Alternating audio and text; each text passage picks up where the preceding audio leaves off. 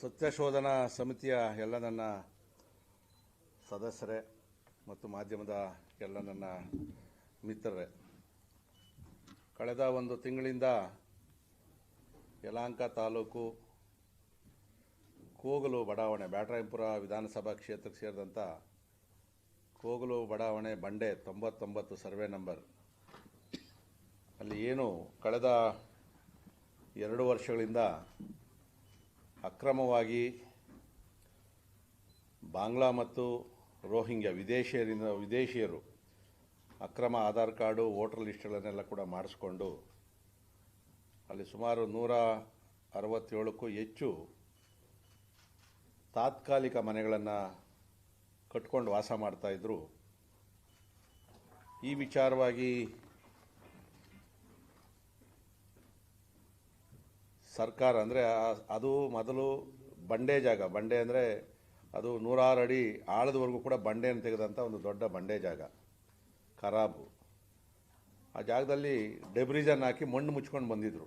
ಬೇರೆ ಬೇರೆ ಕಟ್ಟಡದ ತ್ಯಾಜ್ಯಗಳನ್ನು ಹಾಕಿ ಮುಚ್ಕೊಂಡು ಬಂದರು. ಅದು ಮುಚ್ತಾ ಇದ್ದಂಗೆ ಅಲ್ಲಿ ಕೆಲವರು ಕಾಂಗ್ರೆಸ್ಸಿನ ಮುಖಂಡರುಗಳು ಮತ್ತು ಬೇರೆ ಬೇರೆ ಮುಖಂಡರುಗಳು ಸೇರಿಕೊಂಡು ಅಲ್ಲಿ ಗುಡಿಸಲನ್ನು ಕಟ್ಟಿಸೋದಕ್ಕೆ, ಮನೆ ಕಟ್ಟಿಸೋದಕ್ಕೆ ಪ್ರಾರಂಭ ಮಾಡಿದ್ರು. ಮೂಲತಃ ಅದು ಸರ್ಕಾರಿ ಜಾಗ ಆಗಿದ್ದರೂ ಕೂಡ ಆ ಜಾಗವನ್ನು ಘನತ್ಯಾಜ್ಯ ವಿಲೇವಾರಿ ಘಟಕಕ್ಕೆ ಕಂದಾಯ ಇಲಾಖೆಯಿಂದ ಹಸ್ತಾಂತರವನ್ನು BBMPಗೆ, ಆಗಿನ ಇಂದಿನ BBMPಗೆ ಹಸ್ತಾಂತರವನ್ನು ಮಾಡಿ 2015ರಲ್ಲಿ ಅದನ್ನು ಕ್ಲಿಯರ್ ಪೊಸಿಷನನ್ನು ಕೂಡ ಕೊಟ್ಟಾರೆ. ಅಂದರೆ ಯಾವುದೋ ಮನೆಗಳಿರಲ್ಲ, ಒತ್ತುವರಿ ಇಲ್ಲ ಅಂಥೇಳಿ ಕ್ಲಿಯರ್ ಪೊಸಿಷನ್ನಲ್ಲಿ ಕೊಟ್ಟಿರ್ತಕ್ಕಂಥ ಜಾಗ ಅದು. ಅದನ್ನು ಉಪಯೋಗಿಸ್ಕೊಂಡಿರಲಿಲ್ಲ ಘನತ್ಯಾಜ್ಯ, ಅದು ಯಾಕಂದರೆ ಅದು ರಿಸರ್ವ್ ಆಗಿಟ್ಟಿದ್ರು. ಅಲ್ಲಿ ಗುಡಿಸಲುಗಳು ಪ್ರಾರಂಭ ಆಯಿತು. ಈ ಥರ 1-2 ಮನೆ ಈ ಥರ ಎಲ್ಲ ಶುರು ಆದಮೇಲೆ ಅಲ್ಲಿ 106 ಮನೆಗಳು ಬರೋಕ್ಕೆ ಪ್ರಾರಂಭ ಮಾಡಿದ್ರು. ಈಗಲೂ ಕೂಡ ಇನ್ನೂ ಒಂದಷ್ಟು ಮನೆಗಳನ್ನು ತೆರವು ಮಾಡಲಿಲ್ಲ. ಈಗಲೂ ಕೂಡ ಅಕ್ರಮ ಕಟ್ಟಿರ್ತಕ್ಕಂಥವ್ರು, ಇದೇ ಜಾಗಕ್ಕೆ ಸೇರಿದಂಥವ್ರು ಇನ್ನೂ ಕೂಡ ಸುಮಾರು ಇನ್ನೂ 60-70 ಮನೆಗಳು ಇನ್ನೂ ಹೊಡೆದಿಲ್ಲ. ಪಕ್ಕದಲ್ಲೇನೆ ಅಟ್ಯಾಚ್ಡ್ ಇದೆ, ಸೇಮ್ ಸರ್ವೆ ನಂಬರ್ಗೆ ಅಟ್ಯಾಚ್ಡ್ ಇರ್ತಕ್ಕಂಥದ್ದು. ಸೊ ಅಲ್ಲಿ ಈಗಿನ GBA ಅಧಿಕಾರಿಗಳು, ಘನತ್ಯಾಜ್ಯ ವಿಲೇವಾರಿ ಏನು ಇಲಾಖೆ ಅಧಿಕಾರಿಗಳು, ಅದು ನಮ್ಮ ಜಾಗ ಅಂಥೇಳಿ ಆ ಜಾಗವನ್ನು ತೆರವು ಮಾಡಿದರು. ಅದು ಸರಿ ಐತೆ, ಅದು ಯಾಕಂದರೆ ಅದು ಸರ್ಕಾರಿ ಜಾಗ.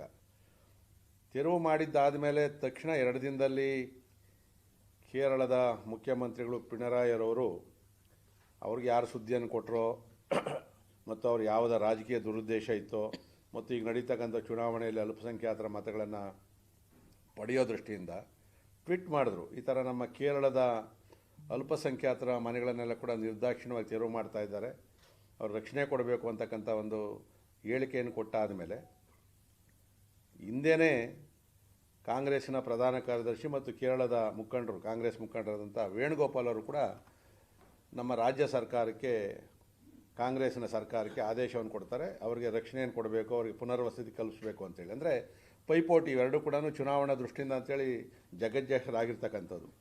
ಅದಾದಮೇಲೆ ಅಲ್ಲಿನ MP ಬರ್ತಾರೆ, ಅಲ್ಲಿನ MLA ಬರ್ತಾರೆ, ಸ್ಥಳ ಪರಿಶೀಲನೆಯನ್ನು ಮಾಡ್ತಾರೆ. ಹೌದು, ಇದು ಅನ್ಯಾಯ ಆಗಿದೆ, ಅದರಲ್ಲೂ ವಿಶೇಷವಾಗಿ ಅಲ್ಪಸಂಖ್ಯಾತರು, ಕೇರಳದವರು ಅಂತಕ್ಕಂಥ ಮಾತನ್ನು ಹೇಳ್ತಾರೆ.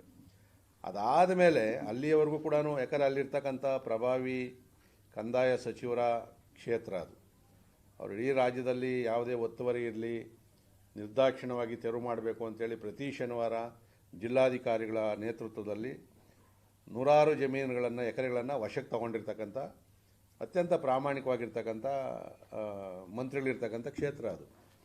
ದುರ್ದೈವ ಏನು ಅಂತಂದರೆ, ಅವರ ಎಡಬಲ ಓಡಾಡ್ತಾ ಇರ್ತಕ್ಕಂಥ ಕಾಂಗ್ರೆಸ್ ಮುಖಂಡರೇ, ವಿಶೇಷವಾಗಿ ವಾಸಿಂ ಅಂಥೇಳಿ ಅವನದೇ ಲೇಔಟ್ ಹೆಸರಿಟ್ಬಿಟ್ಟಾನೆ ಗೌರ್ಮೆಂಟ್ ಜಾಗದಲ್ಲಿ, ವಾಸಿಂ ಬಡಾವಣೆ ಮತ್ತು ಫಕೀರ್ ಬಡಾವಣೆ ಅಂಥೇಳಿ.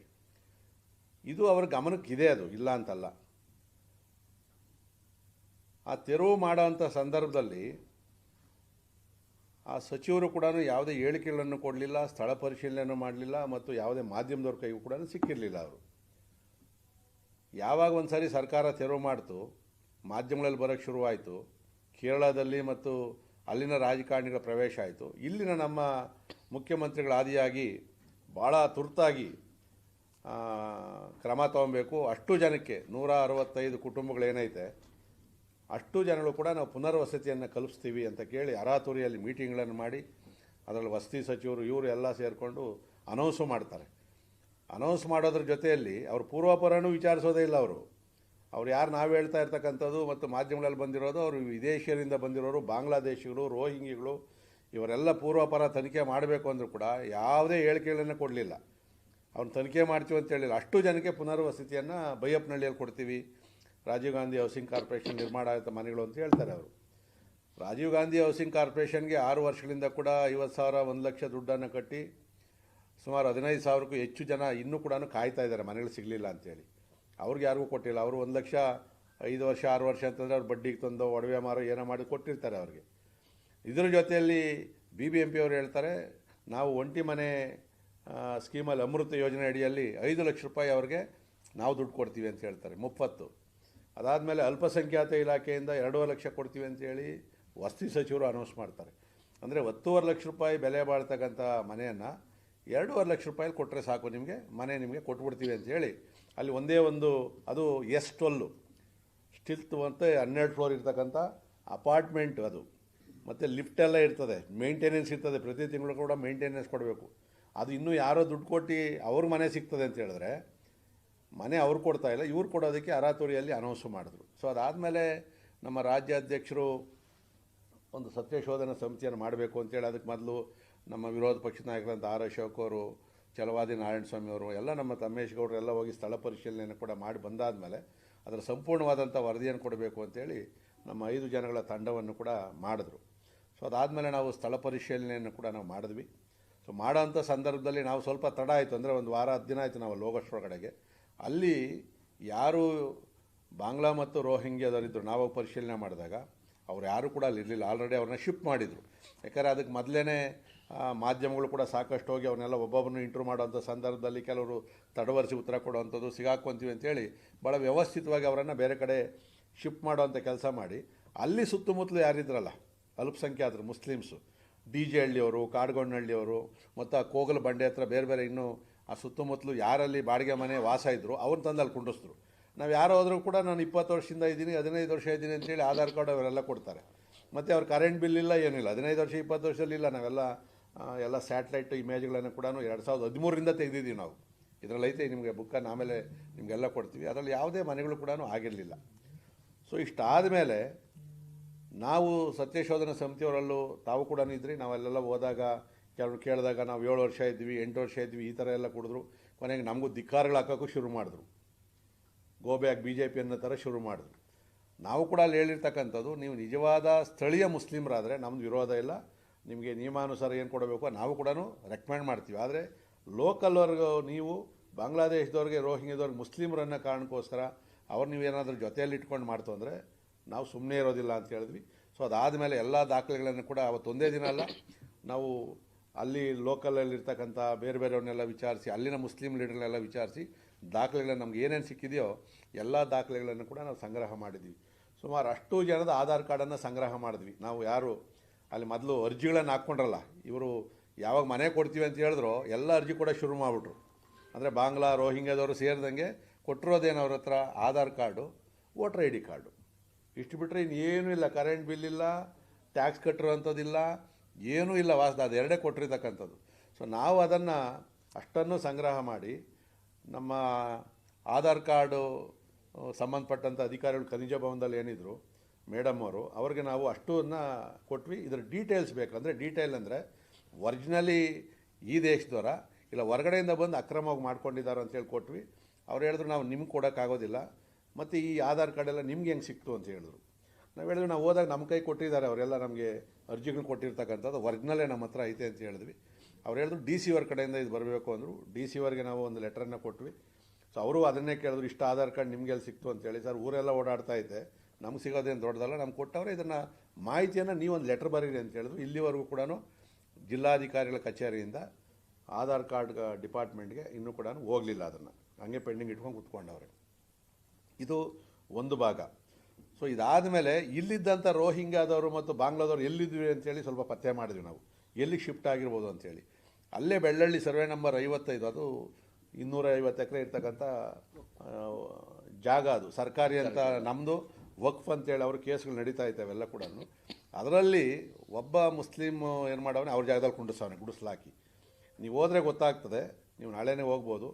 ಅವರೆಲ್ಲ ಕೂಡ ರೋಹಿಂಗ್ಯಾದವರೇ, ಬಾಂಗ್ಲಾದವರಲ್ಲ, ಪೂರ್ತಿ ರೋಹಿಂಗ್ಯಾದವರೇ ಎಲ್ಲ ಅವರೇ ಅಲ್ಲಿ. ಸೊ ಅಲ್ಲೊಂದು ಕಡೆ ಅವರೇ. ಮತ್ತು ತಿರುಮೇನಹಳ್ಳಿ ಅಂತ ಐತೆ ಅಲ್ಲಿ ಪಕ್ಕದಲ್ಲಿ, ಅಲ್ಲೂ ಕೂಡ ಸೇಮ್ ಇದೆ, ಸರ್ಕಾರಿ ಜಾಗದಲ್ಲಿ ಗುಡಿಸಲನ್ನು ಹಾಕ್ಕೊಂಡವ್ರೆ. ಕೆಲವರು ಸ್ವಂತ ಜಾಗದಲ್ಲಿ ಗುಡಿಸಲಾಕಿ ಬಾಡಿಗೆ ತೊಗೊತವ್ರೆ ಅವರ ಸ್ವಂತ ಜಾಗದಲ್ಲೂ ಕೂಡ. ಸೊ ಈ ಥರ ನಮಗೆ ಬೇರೆ ಬೇರೆ ಕಡೆಯಿಂದ ಮಾಹಿತಿ ಬಂದಿರತಕ್ಕಂಥದ್ದು, ಇಡೀ ಬೆಂಗಳೂರಲ್ಲಿ 2 ಲಕ್ಷಕ್ಕೆ ಕಡಿಮೆ ಇಲ್ಲದೆ ಬಾಂಗ್ಲಾ ಮತ್ತು ರೋಹಿಂಗ್ಯಾದ ಜನ ಇವತ್ತಿಲ್ಲಿ ಬಂದು ಎಲ್ಲ ಕಡೆನೂ ವಾಸ ಅವರವ್ರ ಹತ್ರ ಆಧಾರ್ ಕಾರ್ಡ್ ಐತೆ, ವೋಟರ್ ID ಕಾರ್ಡ್ ಐತೆ. ಸೊ ನಾವು ಇಷ್ಟೆಲ್ಲ ಆದಮೇಲೆ ಯಾರು ಅವ್ರ ಹತ್ರ ದುಡ್ಡು ತೊಗೊಂಡವ್ರೆ ಅದನ್ನು ಪತ್ತೆ ಮಾಡಿದ್ವಿ ನಾವು, ಯಾರು ಇವ್ರಿಗೆ ಇಲ್ಲಿ ಹಾಕ್ಕೊಟ್ಟಿರೋದು ಅಂತೇಳಿ. ಸೊ ಅದಾದಮೇಲೆ ಪೊಲೀಸ್ ಇಲಾಖೆಗೆ ಕೂಡ ನಾವು ದೂರನ್ನು ಕೊಟ್ವಿ. ನೀವು ಈ ಥರ ಯಾರಿಲ್ಲಿ ಗುಡಿಸಲನ್ನು ಹಾಕ್ಕೊಟ್ಟವ್ರೆ ಅವ್ರು ನೀವೇನು ಕ್ರಮ ತೊಗೊಂಡಿದ್ದೀರಿ ಅಂತೇಳಿ. ತಕ್ಷಣ ಪೊಲೀಸು ಅಧಿಕಾರಿಗಳು 4 ಜನಗಳ ಮೇಲೆ FIR ಮಾಡಿ, ಅಂದರೆ ಅಲ್ಲಿ ವಿಚಾರ ಮಾಡವ್ರೆ, ಅಲ್ಲಿನ ಯಾರು ಗುಡಿಸಲು ಹಾಕಿದ್ರು ಅವ್ರು, ಹೌದು ನಮ್ಗೆ ಇಂತಿಂಥವ್ರು ದುಡ್ಡು ಕೊಟ್ಟರು, ಅವರೇ ಬಂದು ಗುಡಿಸಲು ಹಾಕಿ ನಾವು ರೆಕಾರ್ಡ್ ಮಾಡ್ಕೊಡ್ತೀವಿ ಅಂತ ಹೇಳಿದ್ರು. ಅವ್ರು 4 ಜನನೂ ಕೂಡ FIR ಮಾಡಿ ಅರೆಸ್ಟು ಕೂಡ ಮಾಡಿ ಪೊಲೀಸ್ ಕಸ್ಟಡಿಗೆ ಕೊಟ್ಟವ್ರೆ. ಅದು ಪೂರ್ತಿ ಡೀಟೇಲ್ ತೊಗೊಬೇಕು ಅಂತೇಳಿ. ಮತ್ತು ಪೊಲೀಸ್ ಇಲಾಖೆ ಕೂಡ ಸ್ವಲ್ಪ ಈಗ ಭಾಳ ಸೀರಿಯಸ್ ಆಗಿ ಅವ್ರು ಯಾರು ಏನು ಅಂತ ವಿಚಾರವನ್ನು ಕೂಡ ಮಾಡ್ತಾ ಇರ್ತಕ್ಕಂಥದ್ದು. ಅದಾದಮೇಲೆ ನಾವು ಒಂದು ಹೋರಾಟವನ್ನು ಕೂಡ ಮಾಡಿದ್ವಿ. ಅಂದರೆ BBMP ಬಾರ್ಡ್ರಲ್ಲಿ ಪೊಲೀಸರು ಅನುಮತಿಯನ್ನು ಕೊಟ್ಟಿರಲಿಲ್ಲ, ಆದರೆ ನಾವು ಭಾಳ ಶಾಂತಿಯುತವಾಗಿ ಅದನ್ನು ಮಾಡಿ ಅಲ್ಲಿ ಪೊಲೀಸರು ನಾವು ಕೇಳಿದ್ವಿ. ನಾವು ಬಂದಾದ ಮೇಲೆ ಅದೇ ಕೋಗಲ್ ಬಂಡೆಯಲ್ಲಿ ಬೇರೆ ಬೇರೆ ಯಾರೋ ಕೆಲವು ಸಂಘಟನೆಗಳವರೆಲ್ಲ ಬಂದು ಹೋರಾಟ ಮಾಡಿ ನಮಗೆ ಧಿಕ್ಕಾರಕ್ಕೆ ಹೋಗಿ ಇವೆಲ್ಲವನ್ನು ಕೂಡ ಮಾಡಿದ್ದಾರೆ. ಅವ್ರ ಮೇಲೆ ಏನು ಕ್ರಮ ತೊಗೊಂಡಿದ್ದೀರಿ ಅಂತೇಳಿ. ಸೊ ಅವ್ರ ಮೇಲೆ ಕೂಡ FIR ಮಾಡಿದ್ರು ಪೊಲೀಸರು. ಅಂದರೆ ಅಕ್ರಮವಾಗಿ ನೀವು ಅನುಮತಿ ಇಲ್ಲದೇ ಇಲ್ಲಿ ಸಭೆಗಳನ್ನು ಮಾಡಿದ್ದೀರಿ ಅಂತೇಳಿ. ಸೊ ಆ ದೃಷ್ಟಿಯಿಂದ ನಾವು ಅದಕ್ಕೆ ಬೇಕಾಗಿರ್ತಕ್ಕಂಥ ಏನೇನು ದಾಖಲೆ ನಮ್ಗೆ ಸಿಕ್ತೋ, ಕೆಲವಂತೂ ಸರ್ಕಾರದ ಕಡೆಯಿಂದ ದಾಖಲೆ ಕೊಡಲಿಲ್ಲ ನಮಗೆ. ಅಧಿಕಾರಿಗಳು ಇಲ್ಲ, ಇಲ್ಲಿ ಕೇಳಿದ್ರೆ ಅಲ್ಲೈತೆ ಅಂತ ಹೇಳ್ತಾರೆ, ಅಲ್ಲಿ ಕೇಳಿದ್ರೆ ಇನ್ನೊಂದು ಕಡೆ ಐತೆ ಅಂತ ಹೇಳ್ತಾರೆ. ಸೊ ಈ ಥರ ಒಬ್ಬರ ಮೇಲೆ ಒಬ್ಬರು ಹೇಳ್ಕೊಂಡು ಹೋದರು. ನಮ್ಮ ಈ ಒಂದು ಹೋರಾಟದ ಪರಿಣಾಮ, ಭಾರತೀಯ ಜನತಾ ಪಾರ್ಟಿಯ ಹೋರಾಟ ಮತ್ತು ನಮ್ಮ ಮಾಧ್ಯಮದ ಸ್ನೇಹಿತರು ಏನು ಅಲ್ಲಿ ನೈಜತೆಯನ್ನು ಹೊರಗಡೆ ತೊಗೊಂಬಂದರು, ಆ ಸಂದರ್ಭದಲ್ಲಿ ಬಾಂಗ್ಲಾದೇಶಿಗೆ ಅಂದರೆ ವೆಸ್ಟ್ ಬೆಂಗಾಲ್ ಸಂಬಂಧಪಟ್ಟಂಥ ವೆಹಿಕಲ್ಸ್ 3 ಇದ್ದವು. ಬೇರೆ ಬೇರೆ ನಾವು ಕೂಡ ಅದನ್ನು ಕೂಡ ಕೆಲವು ದಾಖಲೆಯನ್ನು ಕೊಟ್ಟಿದ್ದೀವಿ ನಾವೆಲ್ಲ ಕೂಡ. ಆ 3 ಗಾಡಿಗಳು ಎಲ್ಲಿ ಹೋಗವೆ ಅಂತ ಗೊತ್ತಿಲ್ಲ. ಮತ್ತು ಪೊಲೀಸ್ಗೆ ಹೇಳಿದ್ದೀವಿ ಈ ಗಾಡಿ ಎಲ್ಲಿಂದ ಬಂತು, ಯಾರ್ದು ಅದನ್ನು ನೀವು ಡೀಟೇಲ್ ತೆಗಿಬೇಕು ಅಂತೇಳಿ ಪೊಲೀಸ್ ಇಲಾಖೆ ಕೂಡ ನಾವು ಮನವಿಯನ್ನು ಕೂಡ ನಾವು ಕೊಟ್ಟಿರ್ತಕ್ಕಂಥ ಕೆಲಸ ಮಾಡಿದ್ವಿ.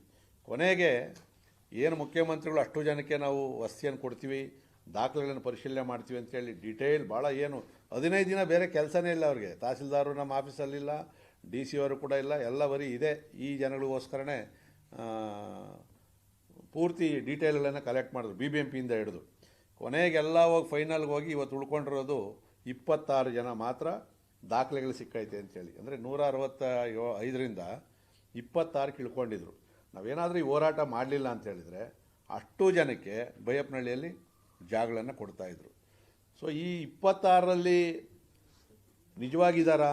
ಮನೆ ಕೊಟ್ಬಿಡ್ತೀವಿ ಅಂತೇಳಿ ಗ್ಲಾಸ್ ಹೌಸಲ್ಲೆಲ್ಲ ಕೂಡ ಹಾಕಿ ಇನ್ನೇನು ಹಕ್ಕುಪತ್ರ ಕೊಡ್ತಾರೆ ಅಂತ ಹೇಳಿದರು. ನನಗೆ ಅವತ್ತು ನಮಗೆ ನಂಬಿಕೆ ಇತ್ತು, ಕೊಡೋಕ್ಕಾಗಲ್ಲ. ಯಾಕೆಂದರೆ 5 ವರ್ಷ ಬೆಂಗಳೂರಲ್ಲಿ ಅವರು ವಾಸ ಇದ್ದಾರೆ ಅನ್ನೋದಕ್ಕೋಸ್ಕರ ಕಂದಾಯ ಅಧಿಕಾರಿಗಳು ದೃಢೀಕರಣ ಪತ್ರ ಕೊಡಬೇಕು, ಮಹಜರ್ ಮಾಡಬೇಕು ಅವರೆಲ್ಲವರೇ ಅಂತೇಳಿ. ಇಲ್ಲಿವರೆಗೂ ಕೂಡ ಅವ್ರು ಯಾರು ಕೊಡೋಕ್ಕಾಗ್ತಾಯಿಲ್ಲ. ಯಾಕಂದರೆ ಅವ್ರು ಇದ್ರೆ ಅಲ್ವ ಕೊಡೋಕ್ಕಾಗೋದು. ಸೊ ಆ 26 ಜನಕ್ಕೂ ಕೂಡ ಇನ್ನೂ ಕೂಡ ನಿವೇಶನ ಕೊಡೋಕ್ಕಾಗ್ತಾಯಿಲ್ಲ ಅವ್ರ ಕೈಯಲ್ಲಿ ಕೂಡ. ಸೊ ಈ ಥರ ಸರ್ಕಾರ ಅರಾತುರಿಯಲ್ಲಿ ಸ್ಥಳೀಯರು ಅಂತೇಳಿ ಗುಡಿಸವ್ರೆ. ಅಂದರೆ ಫಕೀರರು ಅಂತ ಏನವ್ರೆ, ಅವರು ಸ್ವಲ್ಪ ಮೊದಲು ಗುಡಿಸಲು ಹಾಕ್ಕೊಂಡಿದ್ರು. ಫಕೀರರು ಅಂತಂದರೆ ಆಂಧ್ರ ಬೇಸ್ಡ್ ಇರ್ತಕ್ಕಂಥವ್ರು. ಅವರು 26 ಜನ ಅಲ್ಲಿ ನಮ್ಮ ದೇಶದವ್ರು ಅವರು ಅಂಥೇಳಿ. ಇನ್ನು ಉಳಿಕೆಯವ್ರದ್ದು ಅವ್ರ ಹತ್ರ ಎಲ್ಲ ಏನು ಅರ್ಜಿ ಕೊಟ್ಟಿದ್ರು, Aadhaar card, voter ID card, ಅವ್ರು ಯಾರ್ದು ಕೂಡ ಇವತ್ತುವರೆಗೂ ಮೂಲ ಹುಡುಕೋಕ್ಕಾಗಿಲ್ಲ ಅಧಿಕಾರಿಗಳ ಕಡೆಯಲ್ಲಿ. ಅಂದರೆ ಅದ್ರ ಉದ್ದೇಶ ಅರ್ಥ ಮಾಡ್ಕೊಬೇಕು, ಅವರೆಲ್ಲ ಕೂಡ ಬಾಂಗ್ಲಾ ಮತ್ತು ರೋಹಿಂಗ್ಯದಿಂದ ಬಂದಿರತಕ್ಕಂಥವ್ರು ಅಂತೇಳಿ. ಇನ್ನೂ ಒಂದು ವಿಚಾರ ಏನು ಅಂದರೆ, ಆ ಕೇರಳದವರು ಅಷ್ಟು ವೇಣುಗೋಪಾಲ್ ಅವರು, ಅಲ್ಲಿನ MP CM ಎಲ್ಲ ಬಂದು ಕೂಗಾಡಿದ್ರಲ್ಲ ಇಲ್ಲಿ. ಈ ಪಟ್ಟಿಯಲ್ಲಿ ಒಬ್ಬನು ಕೇರಳದವನಿಲ್ಲ, ಒಬ್ಬರು ಕೇರಳದವರಿಲ್ಲ. ಯಾವುದೇ ತಪ್ಪು ಮಾಹಿತಿ ತೊಗೊಂಬಂದು ಇಷ್ಟೆಲ್ಲ ರಾದ್ದಾಂತ ಮಾಡಿದ್ರು, ಅಲ್ಲಿನ ಓಟ್ಗೋಸ್ಕರ ಮಾಡಿದ್ರು. ಅಂದರೆ ಇದ್ರ ಅರ್ಥ ಏನು ಅಂತಂದರೆ, ಅಲ್ಲಿ ಕೇರಳದವನು ಇರಲಿ ಬಿಡಲಿ, ಅಲ್ಲಿನ ರಾಜ್ಯದ ರಾಜಕಾರಣಕ್ಕೋಸ್ಕರ ನಮ್ಮ ರಾಜ್ಯವನ್ನು ಬಲಿ ಹೊಡೆಯುವಂಥ ಕೆಲಸವನ್ನು ಮಾಡಿದ್ರು. ಒಬ್ಬರೇ ಕೇಳೋದಿಲ್ಲ. ಅದರಲ್ಲಿ ಒಬ್ಬರೇ ಕ್ರಿಶ್ಚಿಯನ್ ಅವರೇ. ಇನ್ನು ಬಹುತೇಕ ಎಲ್ಲ ಕೂಡ ಮುಸ್ಲಿಮ್ಸ್ ಇರ್ತಕ್ಕಂಥದ್ದು ನಮಗೆ ಸಿಕ್ಕಿರ್ತಕ್ಕಂಥ ಪಟ್ಟಿಯಲ್ಲಿ. ಸೊ ಇವತ್ತು ಕೂಡ ನಾವು ಕೆಲವು ರೆಕಮೆಂಡೇಷನ್ಗಳನ್ನು ಈಗ ನಮ್ಮ ಅಧ್ಯಕ್ಷರು ಕೊಟ್ಟಿದ್ದೀವಿ. ರೆಕಮೆಂಡೇಷನ್ ಮಾಡಿರ್ತಕ್ಕಂಥದ್ದು ಇವತ್ತು ರಾಜ್ಯ ಸರ್ಕಾರ ತುರ್ತಾಗಿ ಬೆಂಗಳೂರಲ್ಲಿ ಯಾರ್ಯಾರು ಈ ಥರ ಹೊಸದಾಗಿ ಗುಡಿಸಲುಗಳು ಸರ್ಕಾರಿ ಜಾಗದಲ್ಲಿ ಬಂಡಿಗಳನ್ನು ಹಾಕ್ಕೊಂಡವ್ರೆ, ಮತ್ತು ಬೇರೆ ಬೇರೆ ಕಡೆ ಈಗ ಯಾರು ಈ ರ್ಯಾಕ್ ಪಿಕ್ಕರ್ಸ್ ಅವರಲ್ಲ, ಚಿಂದಿಯಾಯಿ ಅಂತವ್ರು, ಅವ್ರು 195% ಎಲ್ಲ ರೋಹಿಂಗ್ಯಾದವ್ರು ಅವರೆಲ್ಲ ಕೂಡ. ಅವ್ರ ಹತ್ರ ಕೆಲವು ಕಾರ್ಡ್ಗಳವೆ, ನಮ್ಗೆ ಕೊಡಲಿಲ್ಲ. ಅವ್ರು ನಾವು ಹೋಗಿ ಕೇಳಿದಾಗ UN ಒಂದು ಕಾರ್ಡ್ ಕೊಟ್ಟವ್ರೆ ಅವ್ರಿಗೆ. ಅಂದರೆ ಯಾರು ಮೈಗ್ರೆಂಟ್ಸ್ ಇರ್ತಾರೆ, ಈಗ ರೋಹಿಂಗ್ಯಾದವ್ರ ಮೇಲೆ ಅಲ್ಲೇ ಆಯಿತು, ಅವರು ಬಾಂಗ್ಲಾದೇಶಿಗೆ ಬಂದವ್ರೆ, ಅಲ್ಲಿ ಒಂದು ಟೆಂಪ್ರರಿ ಕಾರ್ಡ್ ಕೊಟ್ಟವ್ರೆ ಅವ್ರಿಗೆ. ಆ ಕಾರ್ಡ್ಗಳನ್ನ ಇಟ್ಕೊಂಡೇ ನಮ್ಮ ದೇಶದೊಳಗಡೆ ಬಂದವ್ರೆ ಅವರು. ಬಾರ್ಡ್ರ್ ಹೆಂಗೆ ದಾಟಿದ್ರು ಏನು ಮಾಡಿದ್ರು ಅವ್ರು ಹೇಳ್ತಾರೆ, ಕಾಸು ಕೊಟ್ವಿ ಬಂದ್ವಿ. ಅಲ್ಲೊಂದು ದೊಡ್ಡ ತಂಡನೇ ಐತೆ ಕಳಿಸೋದಕ್ಕೆ ಮತ್ತು ರಿಸೀವ್ ಮಾಡೋದಕ್ಕೆ. ಬಾಂಗ್ಲಾದೇಶದಲ್ಲಿ ರಿಸೀವ್ ಮಾಡೋದು, ಅಲ್ಲಿಂದ ವೆಸ್ಟ್ ಬೆಂಗಾಲವ್ರು ರಿಸೀವ್ ಮಾಡೋದು, ಬಾಂಗ್ಲಾದವ್ರು ಕಳಿಸೋದು. ಅವ್ರು ಹೇಳಿರ್ತಕ್ಕಂಥದ್ದೇ. ಯಾಕಂದರೆ ಇವತ್ತು ನಾವು ಅವ್ರ ಲ್ಯಾಂಗ್ವೇಜ್ ನೋಡಿದ್ರೆ ಹಿಂದಿನೂ ಅಲ್ಲ, ಅಲ್ಲಿ ಉರ್ದೂನೂ ಅಲ್ಲ, ಅದು ನಮ್ಗೆ ಅರ್ಥನೂ ಆಗೋದಿಲ್ಲ. ಆ ಥರದ ಭಾಷೆ ಅದೆಲ್ಲ ಕೂಡ ಬಾಂಗ್ಲಾ ಮತ್ತು ರೋಹಿಂಗ್ಯದ ಭಾಷೆ ನಾವು ನೋಡಿದ ತಕ್ಷಣ ಗೊತ್ತಾಗ್ತದೆ. ಸೊ ಮೊನ್ನೆ ಕೂಡ ನಾವು ಟಿ ವಿಗಳಲ್ಲಿ ಕೂಡ ನೋಡೋದು, ಜೈ ಬಾಂಗ್ಲಾ ಅಂತ ಹೇಳ್ತಾರೆ. ಒಬ್ಬ ಲೇಡಿ ಜೈ ಬಾಂಗ್ಲಾ ಅಂತ ಹೇಳ್ತಾರೆ, ರಾಜಾರೋಷವಾಗಿ ಅವರೆಲ್ಲ ಕೂಡ.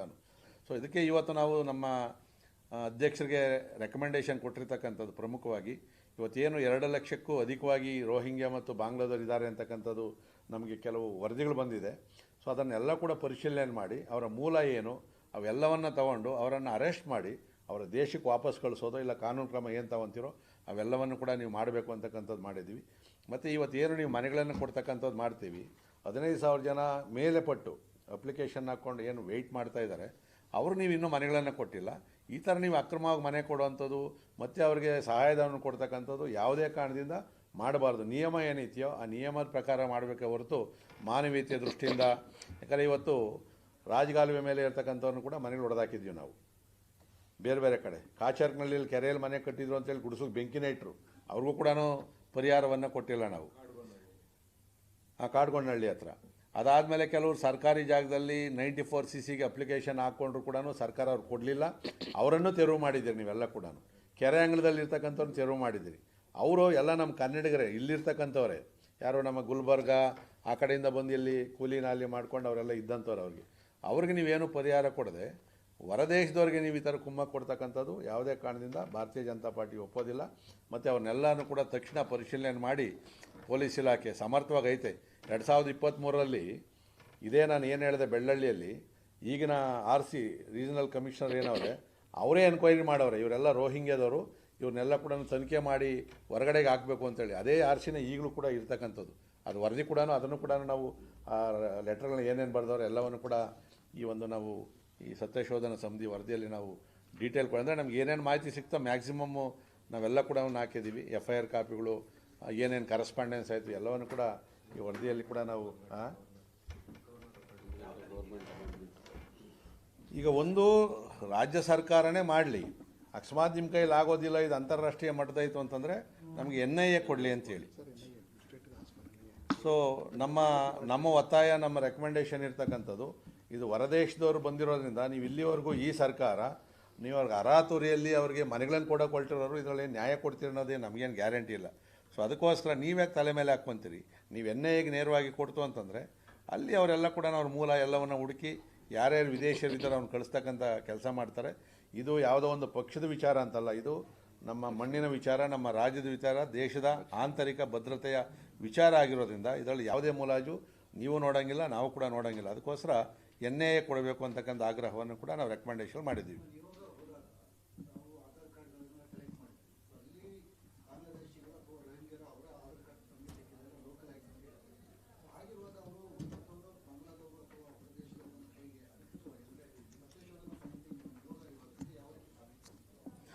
ನಾವು ಸಾಬೀತು ಮಾಡೋಕ್ಕಾಗಲ್ಲ. ಸಾಬೀತು ಹೆಂಗೆ ಮಾಡ್ಬೋದು ಅಂತಂದರೆ ಅವ್ರು ಮಾತಾಡ್ತಕ್ಕಂಥ ಭಾಷೆ ನಮ್ಮ ಭಾಷೆ ಅಲ್ಲ ಅವ್ರದ್ದೆಲ್ಲ ಕೂಡ.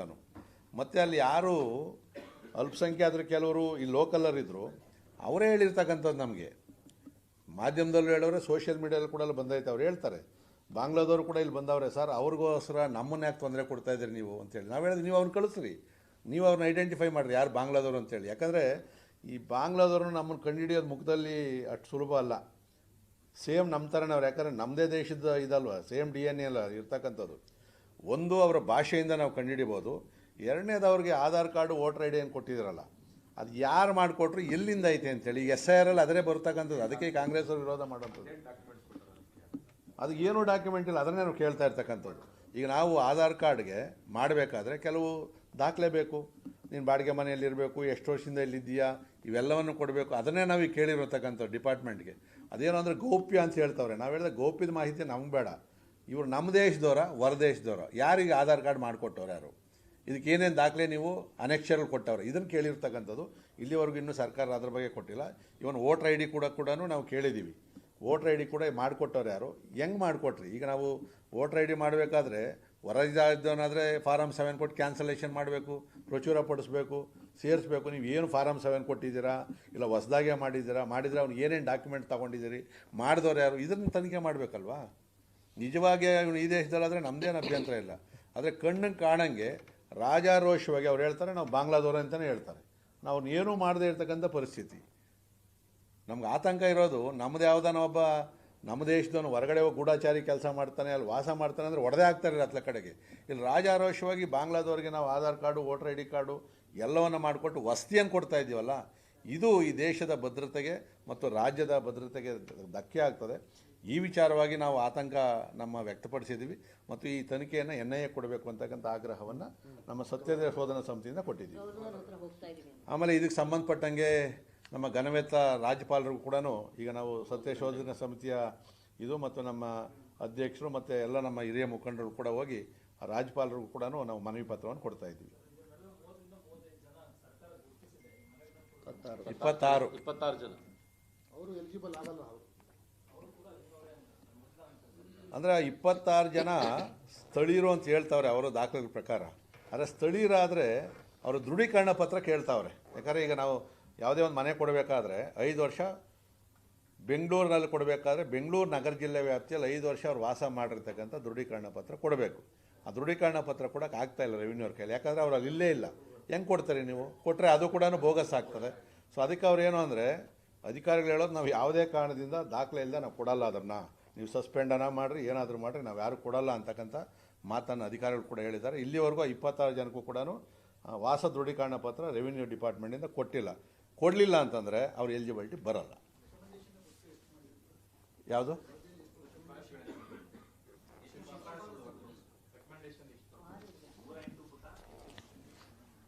ಶಿಫಾರಸ್ಸು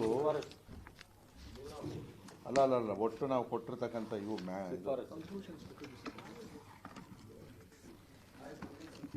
ಅಂದರೆ ನಾವು 5 ರೆಕಮೆಂಡೇಷನ್ ಕೊಟ್ಟಿದ್ದೀವಿ. 5 ರೆಕಮೆಂಡೇಷನ್ನು ಸಮಗ್ರವಾಗಿ ಕೊಟ್ಟಿದ್ದೀವಿ.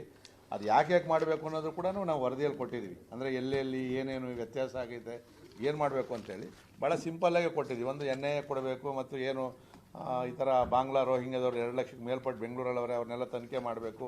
ಮತ್ತು ಈ ಥರ ಯಾರ್ಯಾರಿಗೋ ನೀವು ನಿಯಮಗಳನ್ನು ಮೀರಿ ಮನೆಗಳನ್ನು ಕೊಡ್ತಕ್ಕಂಥದ್ದು ಇದು ಮಾಡಬಾರ್ದು, ಈ ಥರದ್ದೇ ಕೊಟ್ಟಿರ್ತಕ್ಕಂಥದ್ದು. ಇದು ವರದಿ ನೀವು ಕೊಡ್ತೀವಿ. ಇದರಲ್ಲಿ ಸಾಕಷ್ಟು ಶಕ್ತಿ ಪಟ್ಟು ಕೊಟ್ಟಿದ್ದೀವಿ. ಇದರಲ್ಲಿ ಇನ್ನೂ ಕೆಲವು ಮಾಹಿತಿಗಳು ಮಿಸ್ ಆಗಿರ್ಬೋದು. ಅದನ್ನು ಮುಂದಕ್ಕೆ ನಾವು ಮತ್ತೆ ಕೇಳಿದ್ದೀವಿ, ಯಾವುದನ್ನ ಇದ್ದರೆ ದಾಖಲೆ ಕೊಡ್ರಿ ಅಂತೇಳಿ. ಅಡಿಷ್ನಲ್ ಏನಾಯಿತು ಅಂದರೆ ನಮ್ಮ ರಾಜ್ಯಾಧ್ಯಕ್ಷರು ಕೊಡ್ತೀವಿ ನಾವು ಅದನ್ನು.